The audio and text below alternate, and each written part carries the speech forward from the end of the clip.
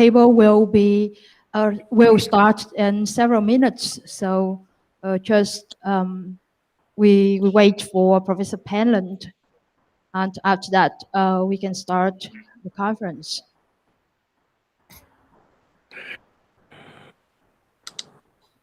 Tom will teach and will join. Table will start in several minutes. Join at 9 a.m. and he will speak. Yes, as Professor Patterson announced to us yesterday that he have one course this morning at that time, so he will join 30 minutes later at 8 o'clock Boston time. Right. Good morning, Professor Penland. Okay, good. Thank you.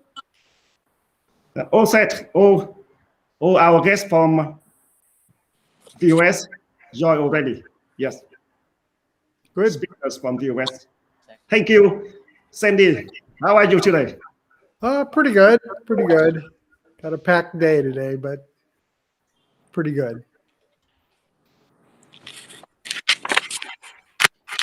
Look forward to this. Yes. So, just you can introduce for each other too. So after that we start. Just I think we spend some 2 or 3 minutes to study the before official meeting. We can people say hello each other informal before. So that is a very good mood and so I think today that we are very honored to have a great figures join with us as Ramu Damodaran. Yes, and we have Michael Dukakis. We have Kamo Manhotra. We have John Quelch. We have Sandy Penland. And Tom Peterson will join at 9 a.m. And we can see in the Vietnam side is a very official meeting and with many leaders and from Vietnam. And that is the host and office headquarter of Nova Group. Mr. Bùi Thành Nhơn, chairman of Nova Group. Mr. Nguyễn Trung Khánh, chairman of Vietnam National Administration of Tourism. And also we have leaders from Bình Thuận and leaders from Ho Chi Minh City, and many honored guests from Vietnam. And we have so Mr. Lê Tuấn Phong.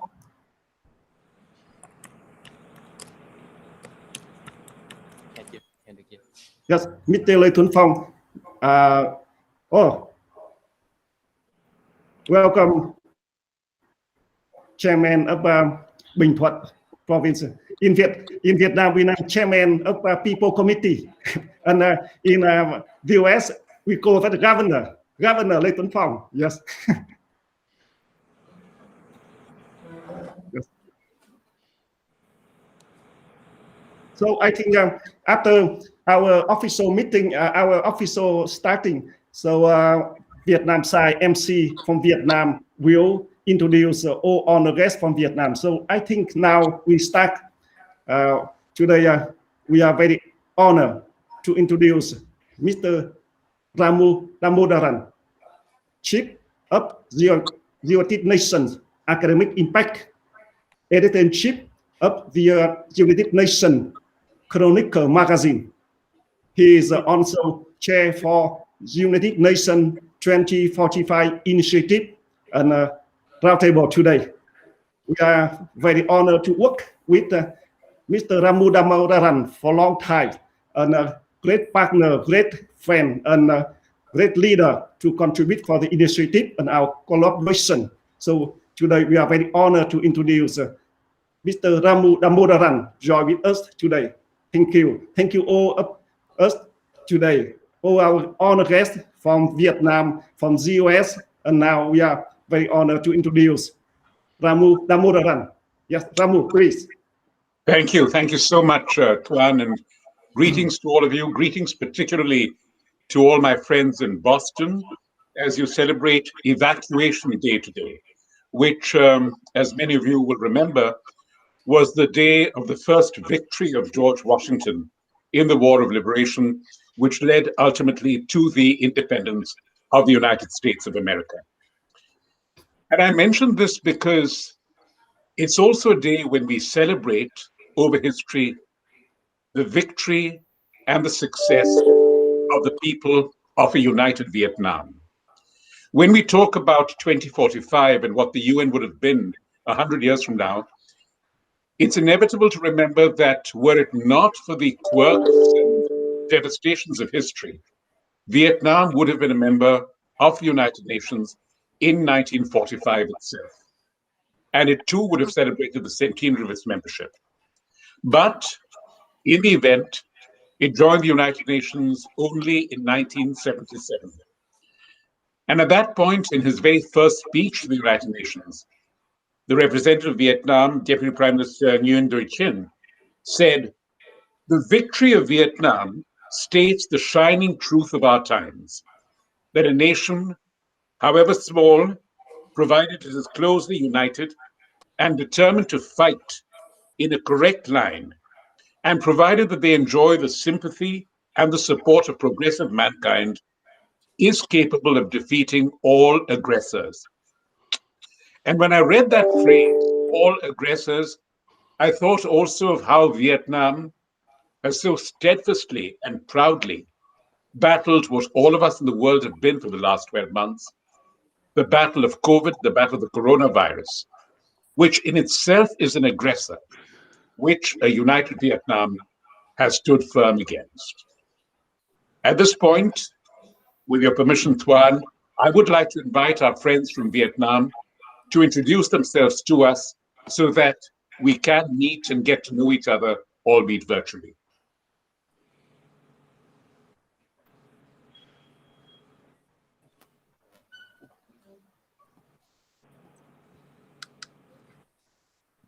Thank you, Mr. Ramu Damodaran, for your insightful remarks. Now, from Vietnamese side, it is my honor to introduce our main speakers. Mr. Lê Tuấn Phong, Chairman of Bình Thuận People's Committee.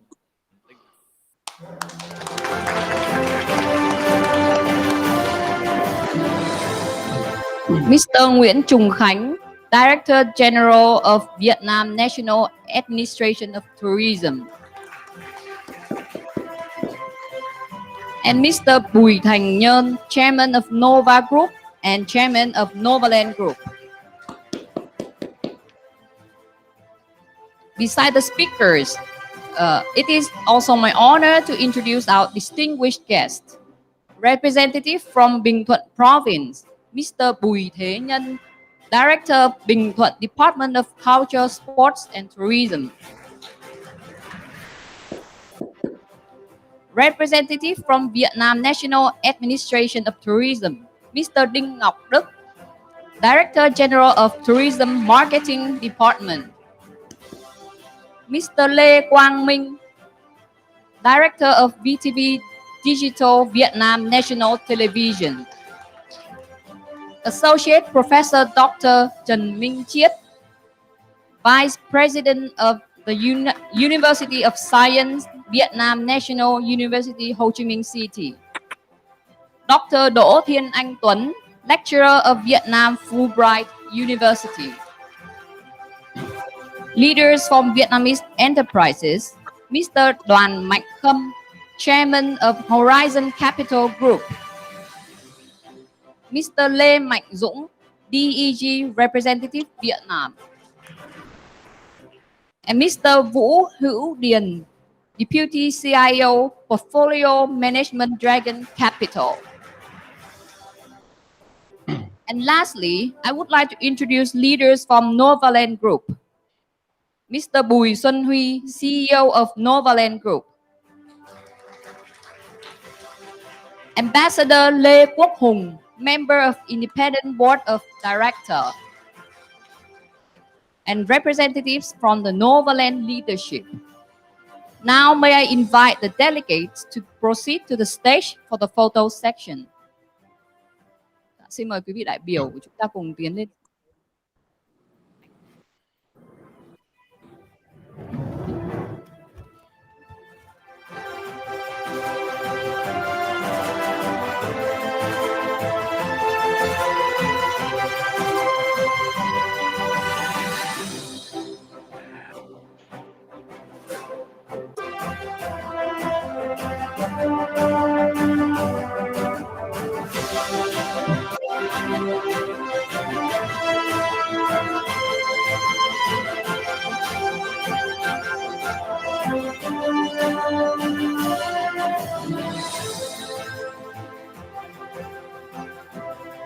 Now together we're gonna have a photo section, a group photo. Please, Governor, please, you see with us to take picture now. All of us take picture.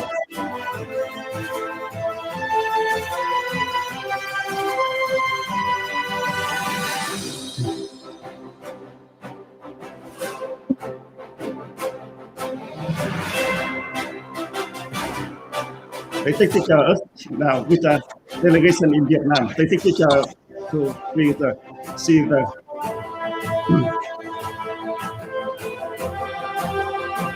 Thank you very much.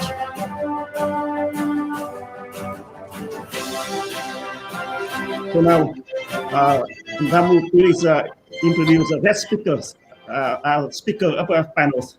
All speakers. Thank you. Thank you. Thank you so much, Tuan. Yeah. Thank you. Governor Dukakis, we must thank you, sir, for having co-founded the Artificial Intelligence World Society, which in your vision brought together scientists, academics, government officials, and industry leaders together, much as this event today has done, to have artificial intelligence as a benign force protecting the world's interests. I was thinking of this particular project that we celebrate today, the AI World Society City, if you will, which is being organized by Novaland in Phan Thiet. And the idea that this represents so much of what the United Nations does. At one level, you have something which is idealistic, almost spiritual, like a world society. And then on the other hand, you translate it into something that is real and practical, like the city that Novaland will build in Phan Thiet. So this bridge between the possible, the probable, and what really happens is what the United Nations is all about, and what our conversation this morning will lend to. 18 years ago, in the March of 2003, a book appeared which really reflected also some of these truths about improbable connections. And that was a book which is titled Making Global Trade Work for the People. The book was put together by Kamal Malhotra, the United Nations resident coordinator in Vietnam, and I'm happy to say a close personal friend, from whom we will just hear. And looking back to his remarks then, and this was, please remember, 12 years before people had even heard of the Sustainable Development Goals, he had written, "The world's trade regime is promoted by international agencies and most governments as the best way to lift the poor out of poverty and to achieve sustainable development." It went on to talk about the debate surrounding globalization and the impact of trade on the poor, on social stability, and on the environment. Again, those connections between what was seen as a separate set of agenda items, unrelated to the main peace and security core function of the UN, were 20 years later to be unified into the common agenda that we celebrate today. And so if I may, let me hand over the floor as our first keynote speaker to Kamal Malhotra. Kamal? Thank you so much. Whoop, go ahead. Sorry. Thank you, Ramu. my good friend Ramu Damodharan, Chief of Academic Impact and Editor-in-Chief of the UN Chronicle in the UN's Department of Global Communications, for that introduction, for that kind introduction. Excellency, Mr. Michael Dukakis, co-founder and chair of the Boston Global Forum and previous governor of Massachusetts. Mr. Lee Thuan Phong, chairman of Binh Thuan People's Committee in Vietnam. Mr. Nguyen Chung Khan, the Director General of Vietnam National Administration of Tourism. Mr. Bui Than Non, chairman of the Nova Group, Vietnam. Distinguished panelists and guests, ladies and gentlemen, I'm delighted to participate in this event today. As the title of my talk suggests, I would like to focus on the United Nations work in Vietnam, past, present, and aspirational future, which is interwoven with my own personal journey and experiences in the country. I have been coming to Vietnam since 1989, and I've witnessed its incredible transformation from a poor, war-devastated, and isolated country into a dynamic one, which is amongst the fastest growing economies in the world today, with 2.9% GDP growth even in 2020, when most of the world was in recession. I have come to Vietnam in 5 different roles and guises over 32 years since my first visit, which has been a privilege. It has allowed me to have a bird's eye but comprehensive view of the country's transformation in less than a generation, and has taught me that more than anything else, Vietnam's strength resides in the resilience, openness, optimism, and strength of its people. From the vantage point of the United Nations, over the past 44 years, from when Vietnam joined the United Nations in September 1977, 2 years after the end of what is known as the American War here and the Vietnam War in the US, when it ended in 1975, Vietnam has received tremendous support from the United Nations, political, humanitarian, reconstruction during the country's economic renovation period, Doi Moi, which started in 1986, and beyond in normative areas, including in design of its legislation, in the MDG period, the Millennium Development Goal period, and now the Sustainable Development Goal period, as well as for its increasingly confident regional and global roles on peacekeeping and in the UN Security Council. Vietnam, throughout this period, and especially now, has demonstrated itself to be an increasingly active and responsible member of the international community and a consistent supporter of multilateralism, even in these challenging times for multilateralism. After reunification of North and South in 1975, Vietnam had to both deal with severe war consequences, reorganize its poor and devastated economy, and gradually restore production. Joining the United Nations in 1977, and as Ramu said, it applied in 1945, but it joined in 1977, was a great opportunity that helped Vietnam establish its stature in the international arena and end its complete isolation. In the late 1970s and early 1980s, UN assistance accounted for 60% of the total aid offered to Vietnam. Many UN agencies supported Vietnam in various fields, particularly in post-war recovery and through the provision of emergency aid, for example, food and medicine, school equipment, and other needs, especially for children and women. There were no other intergovernmental bodies here in the 1980s, since the World Bank, the International Monetary Fund, the Asian Development Bank, and others, including most UN member states, established their presence or embassies only after 1993. In the 1986 to 1995 period, throughout the country's Doi Moi reform process, the UN continued to actively support Vietnam, providing key advice on its economic opening and providing hundreds of millions of US dollars annually. In the 1996 to 2000 period, the UN support for Vietnam focused on poverty reduction efforts, implementation of social policies, management of environmental and natural resources, aid coordination, state capacity building and management, and resource mobilization. The UN support is widely and openly acknowledged by Vietnam's top political leadership to have been one of the most important resources for Vietnam in that period and now, enabling it to successfully realize its socio-economic development goals. Between 2001 and 2005, the United Nations shifted its technical assistance for Vietnam to legislative reform, as well as the reform of economic institutions and policies. State-run businesses, public administration, law, public investment planning, and the banking system. Examples include the enterprise law and human rights legislation design, including for Vietnam's endorsement of 7 of the 9 core UN human rights conventions. The UN has also expanded to help in other fields such as HIV/AIDS and disease prevention, promoting grassroots democracy and gender equality. From 2000 to 2015, the UN focused on supporting Vietnam in achieving the Millennium Development Goals, the MDGs, most which Vietnam achieved well before the 2015 deadline.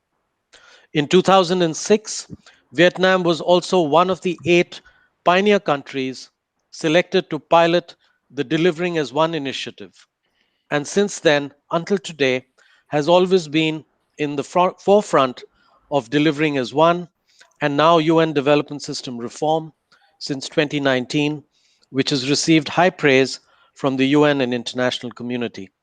From 2017 to 2021, through the implementation of our current One Strategic Plan with the government of Vietnam and the UN for this time period, we have continued to support Vietnam in making progress towards Sustainable Development Goal implementation and achievement. In light of its recent trajectory, Vietnam has also begun assuming, as it should, a higher profile nowadays in the global and regional arena, including hosting the summit between ex-President Trump and President Kim of North Korea a couple of years ago in Hanoi, but also now as a non-permanent member of the UN Security Council for the 2020-2021 term, and also as the ASEAN chair for 2020. Vietnam has much to offer to the rest of the world, including lessons, as Ramu has indicated, from its effective containment of COVID-19. The UN appreciates Vietnam's increasing contributions to the organization, including to UN peace operations and to the UN Security Council's Women, Peace and Security agenda. Distinguished panelists and guests, let me now turn to Vietnam and its future aspirations. The amazing transformation of Vietnam in such a short period of time is rare in human history, and as I've already stated, was made possible largely by its dynamic and energetic people. I believe that, notwithstanding the dominant role of the Communist Party of Vietnam, that the people of Vietnam will continue to be the key drivers of its future transformation. At its recent 13th Congress at the end of January 2021, the Communist Party of Vietnam adopted its ambitious vision of becoming a high-income developed country by 2045. This will be the centenary not just of the United Nations, but also of Vietnamese national independence and the founding of the then Democratic Republic of Vietnam, now the Socialist Republic of Vietnam. This vision, while very aspirational and ambitious, is not unachievable, but there are many formidable challenges which will need to be overcome if it is to be attained. To even have such an aspiration in such a short period since 1975 is truly remarkable. I look forward to discussing this aspiration today now. Realizing this aspirational vision for 2045 will require Vietnam to harness science and technology effectively and constructively, while remaining acutely cognizant of their diverse effects and challenges, and indeed their limitations. Technologies have changed the way we learn, travel, work, interact, and participate. This will accelerate in the post-COVID era, not least because of accelerating digitalization. Without a doubt, the opportunities and benefits that technologies have brought to our lives are enormous. Technologies have provided vulnerable sectors in society with access to basic services and allow some people with vulnerabilities to participate productively in the knowledge economy through assistive technologies for persons with disabilities, distance and or lifelong learning prospects for remote villages, e-health services for underserved areas, social media for e-government feedback mechanisms, e-commerce options for livelihoods among local communities, technologies for disaster and risk reduction and management for at-risk communities. And these are only a few examples, and there are many more. However, the very same technologies have posed and raised an array of troubling social and ethical issues. All over the world, numerous issues have been raised, ranging from increased inequalities with respect to readiness and access to technologies, to online safety and security, identity theft, scams, system phishing, hacking, online predators, and cyberbullying, misuse of information through plagiarism, access to inappropriate content and misrepresentation, to health and mental hazards due to long exposure to screen, back and arm pains, and game internet addiction. I would like to elaborate on several specific challenges which are pertinent not only to Vietnam, but also the rest of the world. Technologies such as artificial intelligence, AI, which is a major focus of this gathering, have proven clearly their value in confronting the COVID-19 pandemic by accelerating vaccine development and deployment, and by slowing down the economic impact of the crisis as a result of the use of digital platforms. AI also helps researchers crunch substantive amount of data in the race to find a vaccine or treatment. It has also contributed to containing the spread of the virus through test, track, and trace technologies. Yet, as people are giving access to their data, the use of AI during this pandemic has reopened concerns regarding privacy, data protection, and the use of data beyond the needs of virus infection tracking. Disadvantaged populations are at risk also of exclusion from the digital economy and therefore from the workforce. Impoverished and disadvantaged communities have much fewer opportunities to acquire the skills needed to advance as a result of the rapid digitalization of the economy. Even when technologies and connectivity are made available and affordable, these populations still face many challenges in accessing and effectively using digital technologies. Failing to create targeted measures for addressing the needs of vulnerable populations will widen the skills gap over time as rapid technological change continues. Online learning and schooling is an obvious example where the pandemic has deepened the digital divide, including in Vietnam. AI may contribute to also widening existing gender gaps. Only 22% of all AI professionals are women. Because they are underrepresented in the industry, gender biases and stereotyping are being reproduced in AI technologies. It is not a coincidence that virtual personal assistants such as Siri, Alexa, or Cortana are female by default. The civility and sometimes submissiveness they express are an example of how AI can continue to reinforce and spread gender bias in our societies. Youth jobs are at high risk of automation. This is a big issue here in Vietnam. An analysis of the results of the 2018 edition of the Program for International Student Assessment, PISA, run by the Organization for Economic Cooperation and Development, the OECD, found that many 15-year-olds anticipated pursuing jobs that were at a high risk of being automated. The ratio was particularly high among those from the most disadvantaged backgrounds. Industrial Revolution 4.0 and digital economy require complementary skills among workers to navigate in a new technology-driven labor market. With skills required for the jobs changing faster than ever before, employers across the world are facing challenges in finding a skilled workforce at the required skill levels. Technology is evolving faster than ever before, and the talent pool through which employers have to select workers for high-tech jobs is shrinking.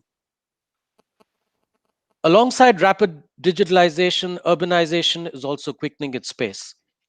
With the current pace, it is estimated that about 50% of Vietnam's population will live in urban areas by the beginning of the fourth decade of the 21st century, the decade of 2045.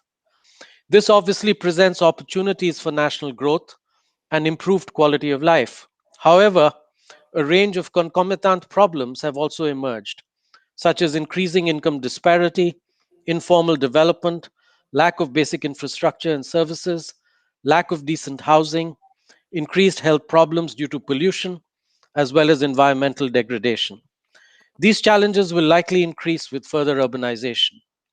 If governed well, the technologies that I have cited can contribute to sustainable development by reducing carbon emissions and facilitating the ecological transition, increasing access to affordable housing, enhancing participation in policymaking for citizens, and ensuring access to inclusive services for communities.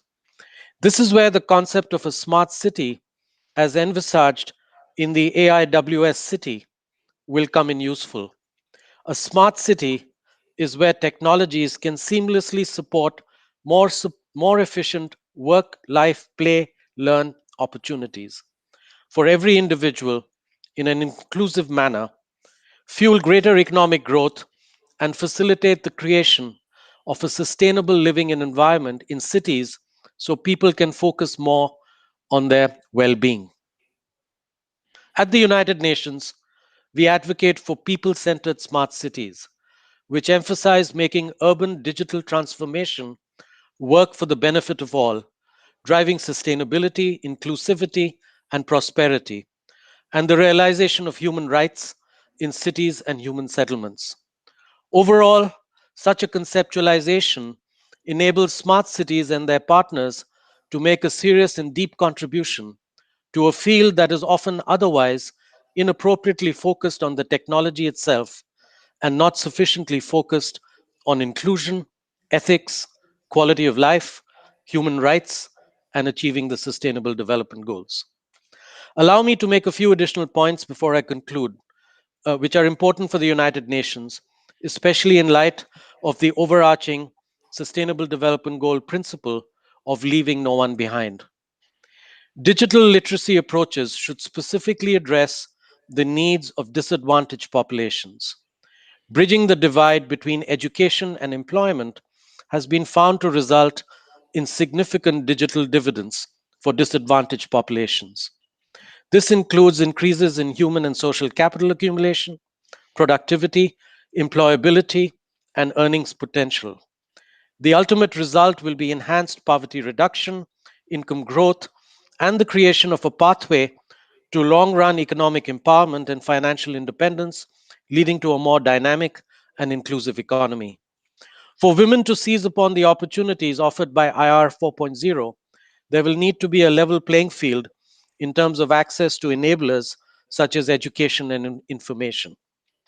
Regarding people centered smart cities, it is my view that Vietnam needs to develop good master plans for future smart cities to address the challenges of urbanization and leverage the added values of connecting its cultural, social, and technological capital. Lastly, AI cannot be a no law zone. AI is already in our lives, directing our choices, often in ways which could be harmful. There are some legislative vacuums around the industry which need to be filled fast. The first step is to agree on exactly which values need to be enshrined and which rules need to be enforced. Many frameworks and guidelines exist, but they are implemented unevenly and none are truly global. AI is global, which is why we need a global instrument to regulate it. Distinguished panelists and guests, the implementation of our current One Strategic Plan with Vietnam will finish at the end of this year. Hence, we are embarking on the production of our next 5-year UN Sustainable Development Cooperation Framework for 2022 to 2026. The UN in Vietnam and the government of Vietnam will have a meeting of the Joint Steering Committee, which I co-chair, this Friday to formally commence this process. Within the UN in Vietnam, there is an agreement on 4 broad outcome areas for this next cooperation framework: inclusive social development, climate change, disaster resilience, and environmental sustainability, shared prosperity through economic transformation, and governance and access to justice. I look forward to discussing these elements and agreeing on them with the new government of Vietnam over the next few months. The next 5 years will be a critical time period for Vietnam, not only to make up for the lost time in 2020 due to COVID-19, which requires, in my view, a renewed doi moi, or economic renovation, for SDG achievement by 2030, but also to start making the leap towards the 13-party Congress's 2045 vision. In this endeavor, it will be of critical importance for Vietnam to set in place wise policies and strong regulatory frameworks to ensure that emerging technologies benefit people as a whole. We need human-centered technologies. Technologies must be both designed and implemented for the greater interest of people, not for the 1%. From both my experiences in Vietnam over more than 3 decades, as well as my study of Vietnamese history, one thing that is clear to me is that when there is political consensus in Vietnam at the highest political levels, no aspiration or ambition is too big or daunting. Vietnam can achieve anything. After all, this is the country that has defeated almost all of the permanent 5 members in the UN Security Council in war and come first in the world in the war against the COVID-19 virus in 2020, given its population size of close to 100 million people and 1,450-kilometer porous land border with the People's Republic of China, the original source of the virus. It has also won the peace with its remarkable transformation over the last 35 years. And so I am optimistic, but I do believe that there are huge challenges, and the next decade is going to be a pivotal one for Vietnam if it is to achieve its own aspiration of being a high-income country by 2045. I thank you for your attention and for listening. Thank you. Thank you so much, Kamal. And as I said, 18 years ago, you proved that global trade could work for the world's people. I think today you've suggested how technology, its constant refinements, can work for the world's people. And when we say the world's people, we're really, as you did, talking at 2 levels: the really macro, which is global, and the really micro, which in your phrase is people-centered, so that it impinges upon every individual. Every one of the 78% of jobs in artificial intelligence which are denied to women, to each one of the differently abled who do not have access, and certainly to the many everyones who are left behind. And when you brought in again the idea of 1945, the synchronicity, if you will, of the emergence of the United Nations and of an independent Vietnam, my thought went to an observation that Governor Dukakis once made about how our greatest strength comes not from what we possess, but from what we believe, not from what we have, but from who we are. And it's that conviction of who we are that unifies the United Nations, Vietnam, and indeed a project like the AI World Society, which gives me an opportunity to invite Governor Dukakis to share his thoughts and insights with us. Sir. Thank you so much. And thank you all very much. It's a pleasure to be part of this and to share a few thoughts of my own with you. But Kamal, that was a wonderful summary of where we are and where we're headed, I hope. But I'm concerned. So let me share some of those concerns with you and then propose some things that might be helpful. I asked Tuan, as we were preparing for this, so what do you want me to say to this group? He said, well, your capital city is Boston. It's a very successful city. Vietnam is planning a model city of its own. So tell them about Boston. Well, I'll do a little bit of that, but I'm not sure telling you about Boston will satisfy the kinds of things that you yourselves are going to be working on. And yet Boston itself has a history which is well worth sharing and some lessons that we've learned. First, let me just reiterate what I've said in the past at some of our meetings. I'm very concerned at this point about what we're doing and where we're headed as an international community. We already have signs that a new Cold War is developing. Nothing could be worse than to have to deal with that. I think the human race is better than that. I think by this time we should have learned lots of lessons about how to avoid armed conflict and sit down with people and develop the kinds of approaches to human life that both of you have already talked about today. And I just hope that one of the things that we can do, and one of the roles that Vietnam itself can play as a country that had to deal with conflict, is to create a world in which we solve our problems peacefully.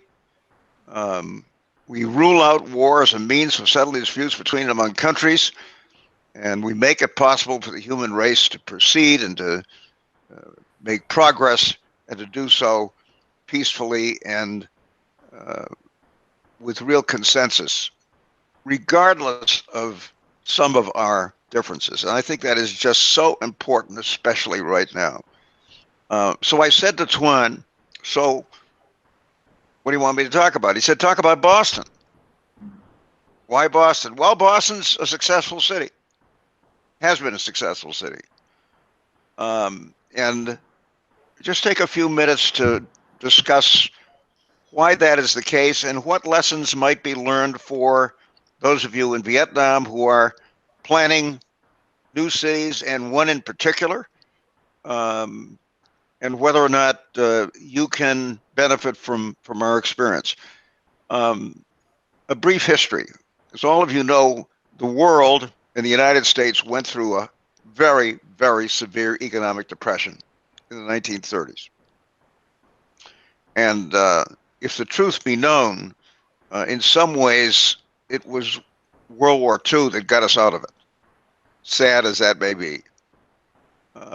We were in very, very deep trouble. So was much of the world. And we emerged from World War II not only victorious in a kind of military sense, but with a new world ahead of us. Unfortunately, we adopted policies affecting our cities, which in many cases involve tearing a lot of those cities down and presumably trying to build again. We called it urban renewal, and it didn't work. We were leveling whole neighborhoods and trying to build anew. And we forgot that we had history, tradition, a very rich history, especially in states like Massachusetts. And tearing a lot of that down turned out to be a horrible mistake. We were literally leveling entire neighborhoods and then trying to build anew, but taking the residents of those neighborhoods and dispersing them all over the place, rather than building on the history of those neighborhoods and of their people. And we finally, in the 1960s, began recognizing just how counterproductive this was, and used our history, our traditions, a very rich history, needless to say, in a place like Massachusetts and Boston, to restore, to celebrate that history in many ways, and at the same time to make it work for us in an economic sense. Today, Massachusetts has one of the most successful state economies in the United States. Not because we tore down, but because we built on what we had and valued it. We also understood the importance of preserving neighborhoods, the importance of preserving and building affordable housing for people, even as we were enjoying much greater economic success. That too was an important discovery. And so we rejected this notion that we could level neighborhoods and rebuild them, and rather recognized how important our history was. Vietnam too has a rich history, and you've gone through some very difficult times. But as you build for the future, one of the things that I hope you will do is value that history, recognize it, and use it as one tool for building and valuing your past, valuing what it means to you, and valuing what it has created. We're finally starting to do this in the United States, but it took a long time. And even in my own state, my own capital city, there were whole neighborhoods that were just literally leveled, presumably to redevelop. And in doing so, we lost much of our history, many of our very special qualities. We're not doing that anymore, fortunately. And we learned a serious lesson. So as you proceed with your future, and it's a very bright future, it's a very bright future, value your history, value your heritage, value the things you have, as well as the new things that you will be developing. Let me simply conclude by saying this as well. I think Vietnam is in a rare position these days to exercise international leadership as we build what we hope will be a peaceful and productive world. Don't minimize that. After all, you've gone through war. You've come out on the other side. You're doing extremely well. You're going to do even better as time goes on. The story of Vietnam, which I don't think we've celebrated as much as we should, is a very important one. And at a time when there's conflict and there are tensions all over the world, to be sure, but in Asia as well, as you know better than I do, Vietnam can play a very, very important role. And I hope you will do so. And I hope many of us will be supportive of that, and the work that we do today and the work that we're going to be doing between now and 2045 is just so important in shaping that kind of future. In any event, we're here to be helpful. We're delighted that we're part of this effort, and we thank you for including us in it. We hope we can be helpful. Thank you. Thank you. Thank you so much, Governor, and thank you for that very important perspective of not leaving history behind, of looking back as it informs our present times. In fact, when Tuan first suggested this idea of the UN 2045 roundtables, I remember how particular he was to say, it's not just a question of looking forward, but looking forward with the experience of what we have left behind, whether it is events or episodes or, as Kamal said, unfortunately, people. So thank you very much for that, sir. One of the immense casualties of the last year in the context of COVID is, as Kamal mentioned, has been the tourism sector. And in Vietnam last year, there was a decrease of almost 80% in global tourism.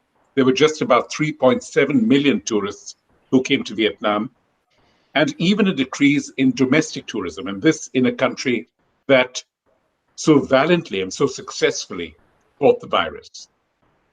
And so we look at the perspective of the world ahead in 2021 and on to 2045 in the context of Novaland and the artificial intelligence world city, and think of what that dimension will bring in this sector.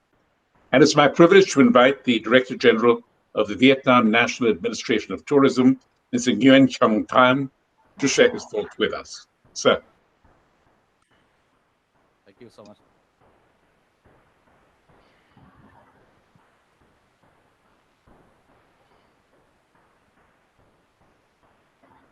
Thank you so much. Good evening, ladies and gentlemen. May I speak in my presentation in Vietnamese? Yes. Kính thưa ông Lê Tuấn Phong, Chủ tịch Ủy ban dân tỉnh Mr. Bình Lê Thuận. Tuấn Phong, Chairman of Binh Thuận Province Thưa ông People's Kamal Committee, Mahondra, Mr. Điều Kamal phối viên Mahondra, thường trú Liên Hợp Quốc United tại Việt Nam. Nations Resident Coordinator in Thưa toàn thể Vietnam, các quý đại biểu. ladies and gentlemen.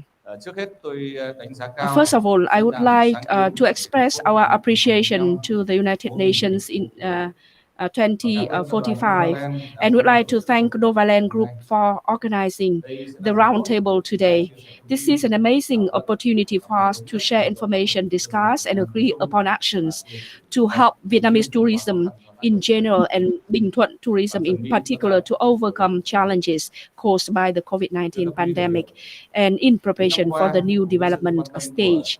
Over the past decades, with the attention and policy of the government of Vietnam, Vietnam's tourism industry has seen a remarkable development. In the period of 2015-2019, the number of international tourists coming to Vietnam increased by 2.3 times, from 7.9 million to 18 million, and domestic visitors increased from 57 million to 85 million. The total revenue from tourism increased from 15 billion US dollars to 30 billion US dollars. And in 2019, Vietnam tourism contributed 9.2% to the national GDP, and according to the World Economic Forum report, the competitiveness of Vietnam's tourism increased by 12 position from 75 in 2015 to position number 63 in 2019. However, in 2020, the COVID-19 happened, and it heavily impacted the international tourists coming to Vietnam. So the number was reduced to 3.7 million, down by 80% compared with 2019. Although the Ministry of Culture, Sport and Tourism and the government of Vietnam introduced a number of incentive programs to stimulate domestic tourism, but the number of domestic tourists also came down to 56 million, down by 34%. And the revenue was only 312 trillion Vietnamese dong, down by 58%, and 95 international travel agencies had to shut down. The average occupancy rate across provinces and cities in Vietnam is recorded as 20-25%. COVID-19 is still evolving, and it is still unpredictable. In a sense, vaccination programs are implemented across the world, and we believe that the tourism industry will recover in a sooner time. But Vietnam tourism will need to do its share to promote investment, and we need to work at the national as well as local and provincial level to boost the tourism industry in this year and the years to come.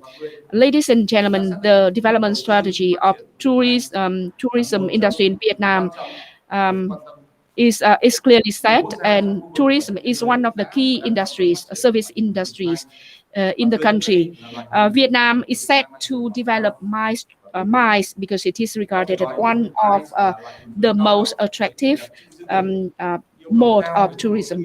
MICE requires a lot of infrastructure, technical, social infrastructure, and the development of MICE would require a number of key interventions and also preconditions. We need to have good destinations. The destination need to ensure the facilities and infrastructures to support the MICE activities and MICE tourists, along with the development of technology. The adoption of technology will have a great influence on tourists and customer choice. So the development of MICE tourism cannot be separated from modern and advanced technologies application. The second precondition is transportation connection. MICE has a very clear feature, I would say attributes. We have a very large number of travelers coming to one destination at the same time. So we need to have a very strong transportation capacity and infrastructure. And another characteristic of MICE tourism, MICE travelers are often business travelers who have high requirements for service quality and professionalism. And to meet the demand of MICE tourists, we need to have well-trained and professional human resources. And in addition to MICE, of course, there are other services to be developed to cater for the needs of our travelers. And we believe that we need to have MICE tourism hub, the destination that have large scales conference resorts facilities. Ladies and gentlemen, you are probably aware that Bình Thuận is endowed with long coastline, ranked in the top 10 most beautiful beaches in APAC region. And we have landscapes, historical sites, indigenous culture and history that are very attractive to visitors and MICE tourists. And Van Thiet is the gateway to the southern region of Vietnam, and it is one of the four cities and provinces in the southeast key economic region. And Bình Thuận has seen a lot of new investment projects coming to the city and to the province. And Mũi Né, Phan Thiết is recognized as the resort capital of Vietnam. So with all the set and done, Vietnam has all and Phan Thiết has all the conditions, the elements to develop MICE tourism. However, MICE tourism is a type of high-end tourism, and we will need to do more in the future. We need to quickly invest in facilities and venues with large-scale capacity, technology, and equipment to meet the requirements of large-scale events and conferences. And we also see the necessity to adoption of new technologies such as AI. The AI WSCT is an example to follow. And secondly, we also need to improve transportation linkage. Connectivity is the key, and the absence of an international airport is a major limitation. And in addition, we also need to complete the expressway connecting Ho Chi Minh City and Bình Thuận. And the third agenda would be the improvement of the quality and quantity of accommodation facilities, especially in the MICE hubs. And we also need to build additional infrastructure for conferences, hotels, entertainment, and shopping malls. We want to offer a wide portfolio of services to cater for the needs of our visitors. And last but not least, I do believe that the improvement of the workforce in the tourism is a key to our plan success. And we have the challenges. To overcome the challenges, we need to support of the government at all levels, and we also need to have initiatives and investment from domestic and foreign private sector players. From the Vietnam National Administration of Tourism, we are committed to support the development of Binh Thuận tourism. You know, on the 24th of August 2020, the Minister of Culture, Sports and Tourism signed a decision recognizing Mũi Né tourist area of Binh Thuận province as a national tourist destination. And we expect that this would be the foundation and also the opportunity to raise the profile of Phan Thiết Binh Thuận. Ladies and gentlemen, we hope and I would ask all the stakeholders, including you here, to support Binh Thuận and Phan Thiết. Phan Thiết is to become an outstanding tourist destination in the region, in the world, a MICE tourism hub. Thank you very much for your attention and wish you all great hand of success. Thank you. Thank you so much, sir. And it's a wonderful augury that we are meeting today, because in a few days from now, the rains will come to Binh Thuan after a long dry spell. And it's also significant that this coming Sunday is the International Day of Forests, and how the province of Binh Thuan has really conserved its forests. More than 50% is forested.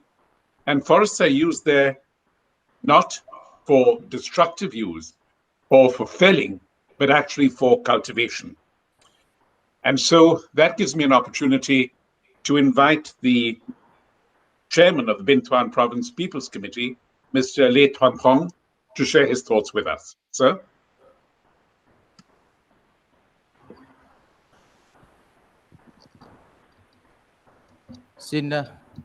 Xin kính chào tất cả quý vị. Good evening, good morning, ladies and gentlemen. Lời đầu tiên thay mặt lãnh đạo và nhân dân tỉnh Bình Thuận. So on behalf of the leaders and people of Binh Thuận province, I would like to thank Mr. Ramu Damodaran, Editor-in-Chief of the United Nations Chronicle, for chairing the United Nations Roundtable 2045 today. And we'd like to especially thank Mr. Raman Mahondra, the United Nations Resident Coordinator in Vietnam. Thank you for your remarks, as well as the appreciation and the feelings, the emotions expressed towards Vietnam, the nation of Vietnam, and the appreciations of the achievements we have in the past. And thank you for the warm words about our achievements in the COVID-19 war, the fight against the pandemic. The Roundtable today is a very special event that has great significance in promoting the search for ideas, models, and solutions to shape our world with the motto, instead of forecasting, let's set the future together. And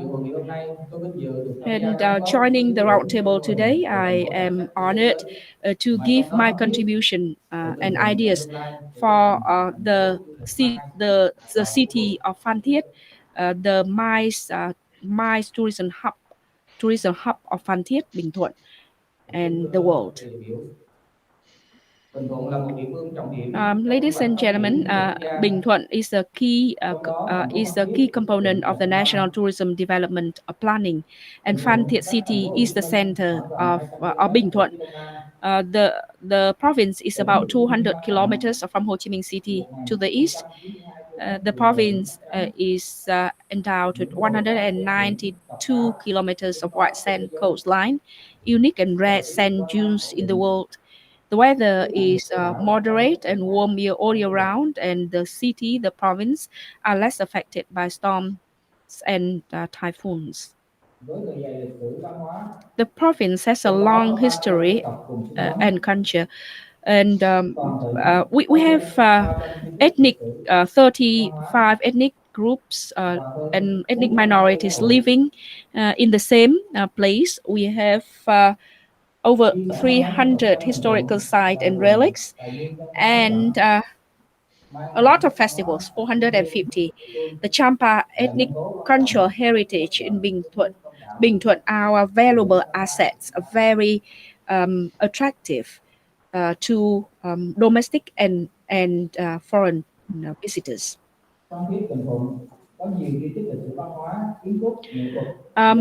We are very proud to have many historical and cultural site relics, architectural works, and famous landscapes. We have the historical Dục Thanh School in Phan Thiết, Văn Thụy Tú Palace, the Champa Sai Nu Tower, or the Phan Thiết Water Tower, the flying sandy hills. Dục Thanh School is a famous national heritage, recognized in 1986.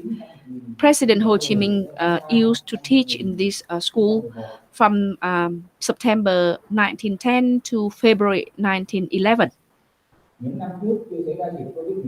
Before the COVID-19, tourism in Phan Thiết city and in Bình Thuận province grew very fast. We have seen the growth of visitors standing at 12% for a very long period, and the growth of revenue growing at the rate of 18%, also sustainably over a long period of time. And Phan Thiết as well as Bình Thuận are well known in the world as an attractive tourism destination. The Prime Minister of Vietnam has already approved the master plan for developing Mũi Né as a capital of tourism in Bình Thuận by 2030, with the vision to 2040.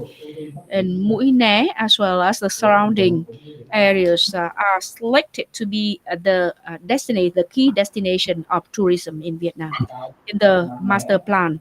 And we do believe that these will be the drivers of economic growth in Bình Thuận.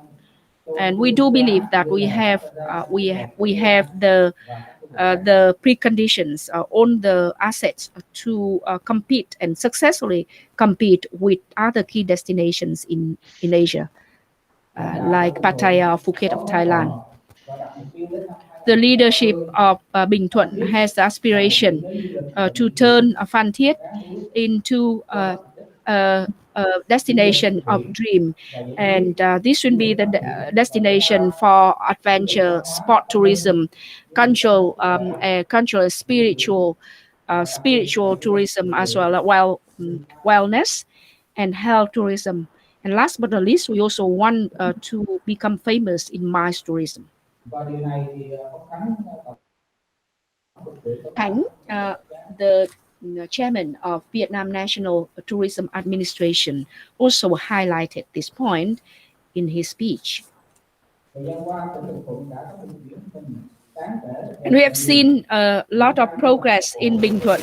We have started our new planning period and new investment in new expressways are underway. Phan Thiết Airport is planned to start the construction in the second quarter of this year, 2021. And we expect that by 2025, the key transport infrastructure works will be completed, connecting Phan Thiết city with the key destinations in Vietnam and the world. And Bình Thuận is now doing the planning for the next period of 2021, 2030, and a long vision to 2050. We'd like to thank Mr. Kamal for your ideas ideas, especially the ideas for Phan Thiết Bình Thuận development in the new period. And we are also very lucky to have a lot of good and strategic partners and investors. We have worked with McKinsey consulting firm to prepare our tourism development plan, and we are working with a number of key investors to carry out tourism infrastructure projects in Phan Thiết and Bình Thuận from now until 2050. With a long coastline and easy access to the key expressways and transportation hubs in the country, Phan Thiết City has the advantages to grow further. We can develop MICE tourism and MICE facilities in Phan Thiết to attract more international visitors and domestic visitors. With Nova World Phan Thiết being developed at the moment, and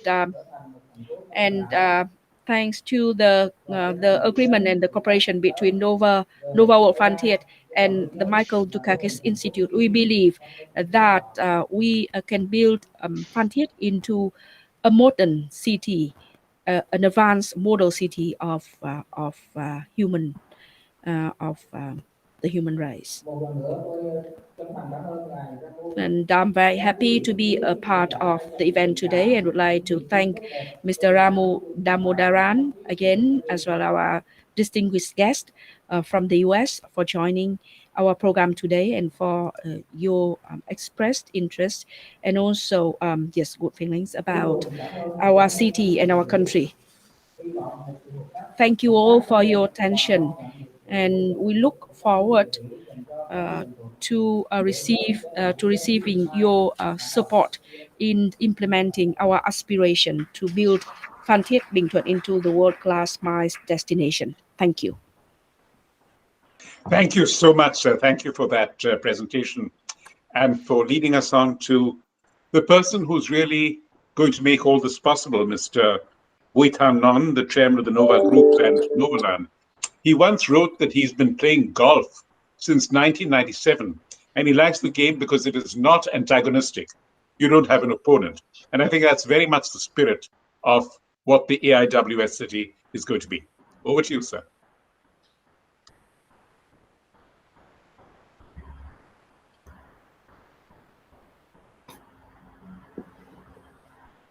Mr. Bùi Thành Nhơn. Anh Nhơn nói, mời anh Nhơn nói. Xin mời anh Nhơn ạ. Xin chào tất cả quý vị. Good evening, ladies and gentlemen. Hôm nay tôi rất vinh dự tham gia bàn tròn Liên Hợp Quốc It's năm my honor to 2045. join the United Nations Roundtable 2045 today. Xin cảm ơn ông Ramu Damodaran. And I would like to thank Mr. Ramu Damodaran, Editor-in-Chief of the United Nations Chronicle and the Chief of the United Nations Academic Impact for inviting me to speak at this event. As you know, Vietnam is emerging as a politically stable country. In 2020, Vietnam was very successful in its dual goal of effectively containing the COVID-19 pandemic and recovering our economy. And the country is on the way to becoming a leading digital economy. The country has also fulfilled its duties at the international forums and organizations by playing roles in as the non-permanent member of the United Nations Security Council, the ASEAN 2020 chair, IPA 41 chair, and we are aspired to become a developed country by 2045. Vietnam has a long coastline of over 3,000 kilometers, and we have all the conditions to become a leading tourist destination in the world. Phan Thiết City is famous for its blue sea, white sand, and gold sunshine, and it is connected with the major cities via international airports, seaports, and highways. Only 150 kilometers away from Ho Chi Minh City, Phan Thiết can become a global destination. We have unique Champa culture and history. We have beautiful beaches, warm climate, and sunny weather. Connected with Ho Chi Minh City, Phan Thiết will form a strong regional link. Novaland and Nova Group, we are a multi-industry corporation, and we have the mission to contribute to the development of the thriving communities in Phan Thiết City and Bình Thuận.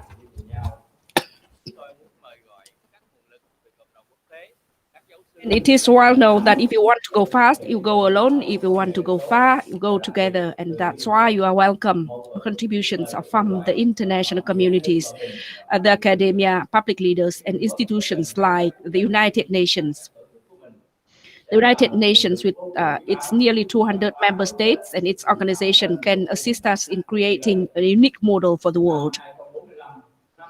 The year 2045 will mark the 100th anniversary of the UN, and this year we'll have a new destination, innovative destination for the world, Phan Thiết and Vietnam. And we have the action plan to turn this dream into reality. Nova Group and the Michael Dukakis Institute signed a cooperation agreement. Accordingly, the institute will help promote Nova World Phan Thiết to the world. It will also connect the innovative AIWSCT with Nova World Phan Thiết, a unique project with an investment of $5 billion US, linking virtual city with cities with a real city. And the city of Phan Thiết will be the place for the World Leadership Alliance Club de Madrid and the Michael Dukakis Institute. And here we'll hold important annual events that gather president, prime minister, and top thinkers from the world. In the year 2020, we'll have event to mark the theme of building a new economy for the world. And working together with the Michael Dukakis Institute, Nova World Phan Thiết will serve as a venue to announce new achievements in the history of artificial intelligence and the digital economy. The city will also host a special presentations by leaders, as well as new ideas, initiatives, and solutions by thinkers and creators. This will also the place to honor world leaders who have made outstanding contributions to this goal. Nova World, together with the Michael Dukakis, will co-host the contest Vietnam Aspiration to make Phan Thiết #1 regional and global MICE destination. We have the unique model for the world in 2045, and we have already set aside the budget for the contest of $5 million US.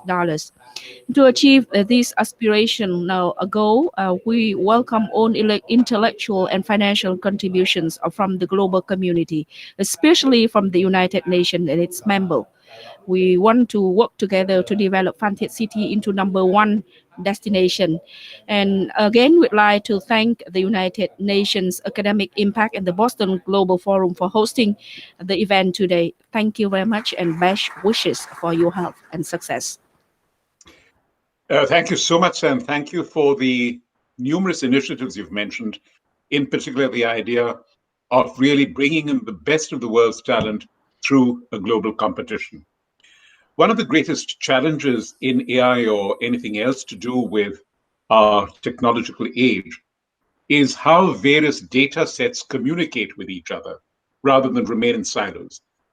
And one of the distinguished individuals who spent a great deal of time and thought on this is Professor Thomas Patterson, Professor of Government and Press at the Harvard Kennedy School.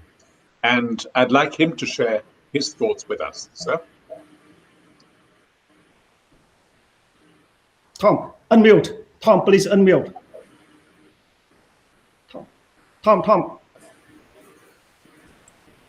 It's a pleasure to be with you. I'm pulling up a PowerPoint slide.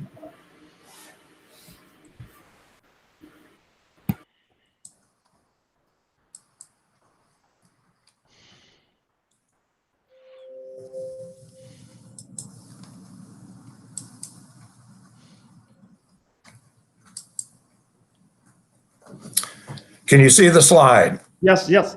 Good. Oh, good. So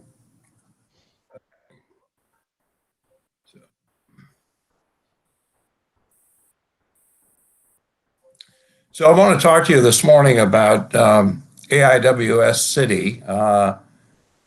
We have a vision of a virtual city for the AI age. It's hard to imagine, I think, a virtual city, but it's a digital analog to the agora of ancient Greece. We'll be bringing together communities of scholars, innovators, leaders, dedicated to fostering thought, innovation, responsible leadership. Although virtual in concept, it will have a physical home. Through the generosity of Chairman Nan and the Nova Group, we'll have a physical space at Nova World Fontiet, where AIWS City will have some of its functions. Let me briefly speak. I know we're running a little bit long, so I'll keep this brief. Let me speak to some of the features of AIWS City. We'll have a university, a forum, what we call a home, innovation hub, market, and its own museum. So we're planning a university. It's going to be an online university, and we'll be using faculty from the world's leading universities with instruction in both English and Vietnamese. It will be lifelong learning, and we'll be looking to innovate in the area of education. It will have concentrations around AI, artificial intelligence, cybersecurity, blockchain, but in all of our courses, we're going to pay attention to leadership and social responsibility. There's a burden that comes with this changing world, and social responsibility is a large part of that. And these will be certificate programs, but we have a master's program as well that we're going to be offering in conjunction with Russia's St. Petersburg Electrotechnical University. There'll be an AIWS forum. This will be community building. These will be regular talks with global leaders, scholars, people from politics, philanthropists, and so on. And then special seminars, discussion groups for smaller groups, groups that have common interests, where they can share ideas, share knowledge, build community. The funding for AIWS will come from its subscribers. They'll be the citizens of this virtual city, and there'll be a fee, but we want to bring students in as well. So it'll be a very low entry bar for students. And there'll be an advantage to be part of AIWS. We'll have a digital home, and that'll be a place where they can do their work, socially engaged. We'll have secure computing, secure data storage, cloud service, access to data sets, software programs, and the like. And then also access to all of the activities of AIWS City. We'll have an innovation hub. This will be a place where firms and individuals can bring their ideas, their problems, talk with others who are knowledgeable about those problems, and work together to advance and solve issues. And this is going to be an incubator for pioneering models that promote social responsibility and other human values. An AIWS market, particularly for small business. One of the most difficult things is for small business to grow itself. And we'll have resources for individuals and small businesses to build their brand and help them to enter the digital market. And this is particularly exciting. There'll be a history of AI, a museum, and it will be accessible virtually through streaming.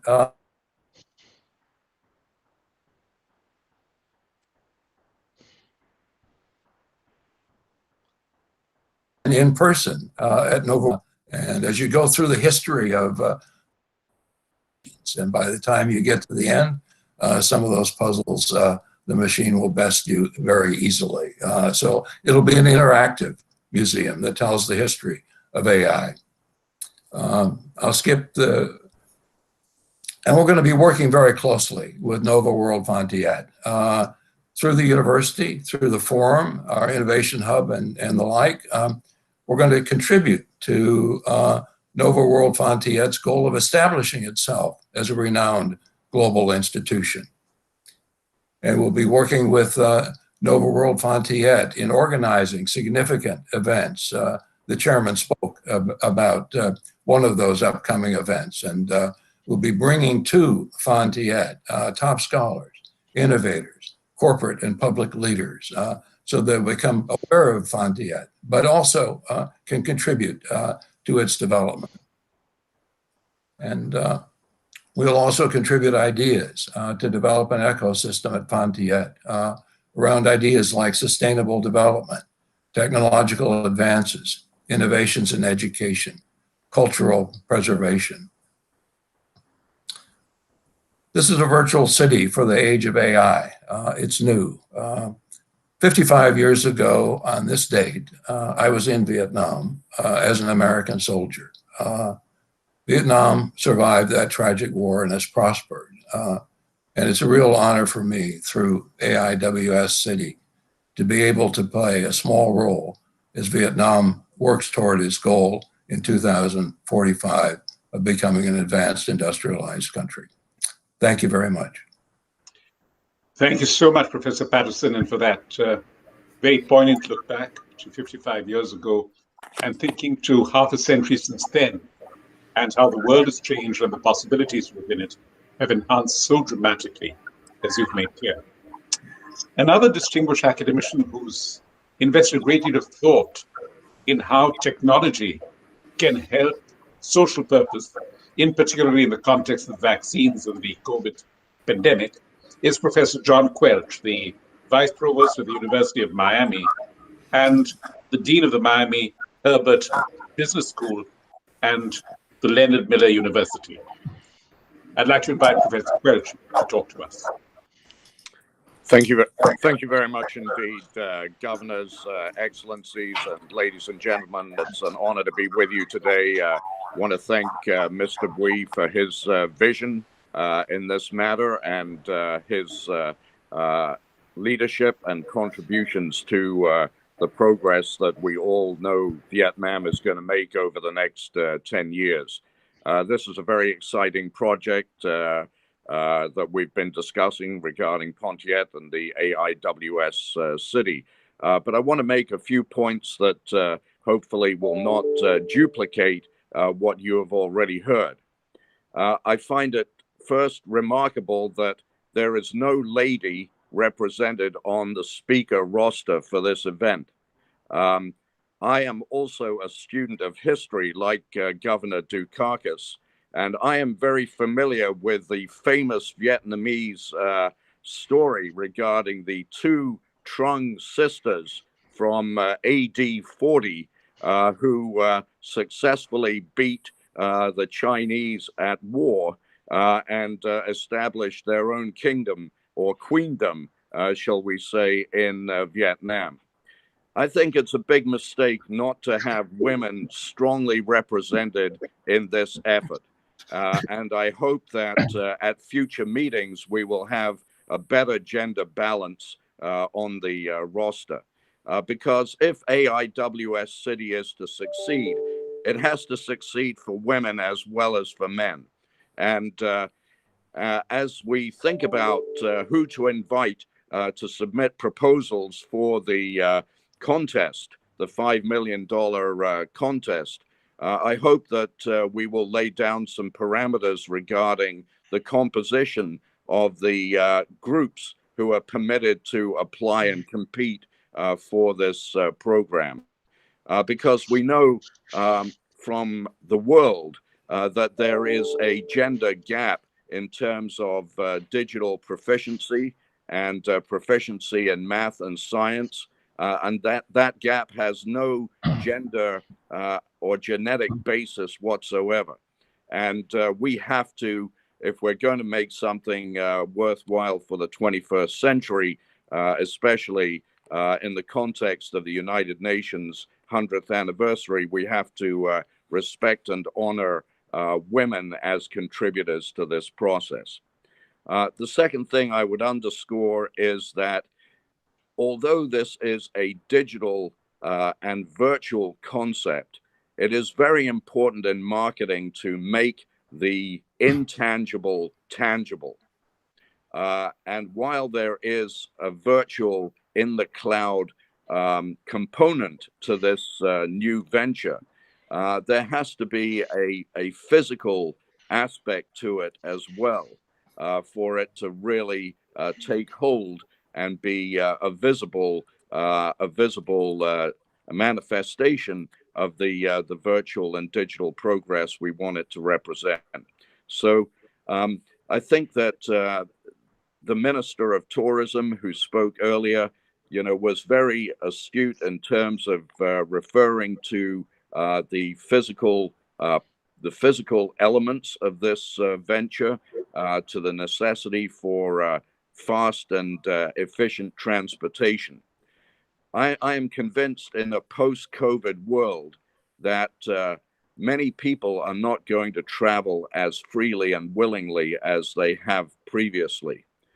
That is a great plus for the AIWS city concept, but it also means that when they do travel to Vietnam, they will expect a higher threshold of convenience and healthfulness and safety and experiential entertainment than they have been used to getting before. In other words, to make the extra effort of going physically to an international destination, the bar is going to be set higher in terms of what is necessary to persuade me to go there.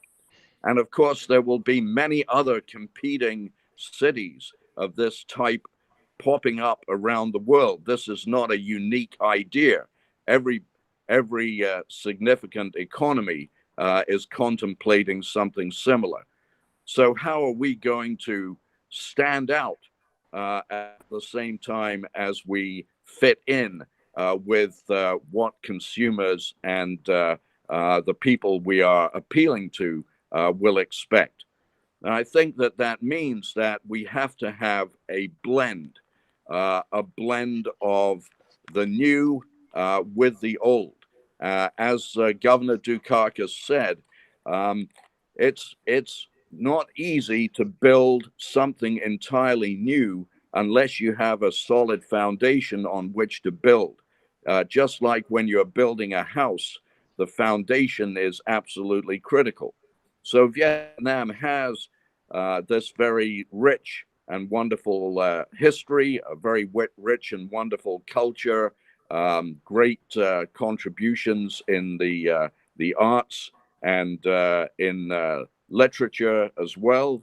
And we have to make sure that that is represented as part of this effort, along with the fields of education, as Professor Patterson mentioned. And I would also add healthcare and well-being as being important components of quality of life in the 21st century. To sum it up, the AIWS city, both in its tangible and in its virtual form, should live up to all of the Sustainable Development Goals of the United Nations. And a very good test of whether or not the concept for this city is meritorious will be whether it lives up to the SDGs of the United Nations, all 27 of them. And so I hope that when the contest is launched, that also will be presented as an important criterion for the contestants to consider when they are submitting their proposals. I would just like to end by again thanking you for the opportunity of saying a few words today, And as always, wish Vietnam and Vietnamese people prosperity and health, not just this year, but also for decades to come. An important leadership role to be played by Vietnam in the Asia Pacific arena, as well as globally. We are looking to Vietnam for leadership. But when I say we are looking to Vietnam, we're looking to Vietnamese women as well as Vietnamese men. Thank you.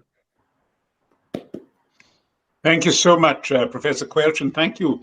You've really taken us full circle to the opening remarks by Kamal Malhotra, with your emphasis on gender and on the personification, if I may, of Vietnam. And with that, I'd like to come to our closing remarks by an old friend of this forum, Alex Sandy Pentland, who is the director of the MIT Connection Sciences and Human Dynamics Lab, who once said that it's not the brightest minds who succeed, but those who are best at harvesting ideas from other bright minds. But in you, sir, we have both. So you can harvest the conversation that you've heard and bring us your own illumination. Over to you, sir. Oh, thank you. Since time is late, I'll just say MIT is very enthusiastic about helping with this. I think this is a really unique and interesting opportunity. As some of the speakers have described, it will have challenges in this post-COVID area. But I think we can do that because it's a new type of thing that is being conceived of here. And it's a type of thing that everyone knows should happen. Cities that are half virtual, half real, that are guided by a people-centered AI. But most cities have to deal with all the legacies and all of the other sorts of problems of actually reaching that. And I think that Nova World has the possibility of really doing this. So with that, just let me again express my excitement and apologize for having to leave at this point. Thank you very much. Thank you so much, Professor Pentland. Thank you, everyone, for having joined us for this conversation. Thank you, Nova World, for this idea of an AIWS virtual city as much as a physical city, and for bringing the world to bear upon it, as you've suggested. Thank you, Governor Dukakis. Thank you, Tuan. Thank you, Kamal. Thank you for all our friends who've joined us in a different part of the world where it's deep into the night already, but where together we shall create the new post-COVID UN 2045 dawn. Thank you and be safe. Thank you. Thank you. Thank you so much, Ramu. Thank you so much, Mike and Kamal. Thank you, our speakers and dear friends. Thank you so much. Our roundtable, ladies and gentlemen, distinguished guests, our roundtable has come to a successful end. May we again thank all the delegates and distinguished guests for your time and participation today. We would like to wish you good health and great success in the future. Thank you very much. Kính thưa các vị đại biểu, kính thưa các vị khách quý. Yes. Okay. Bye. Bye. Bye. Các vị khách quý đã dành thời gian tham dự hội nghị ngày hôm nay. Chúng tôi xin kính chúc các vị đại biểu sức khỏe và thành công. Xin chân thành cảm ơn.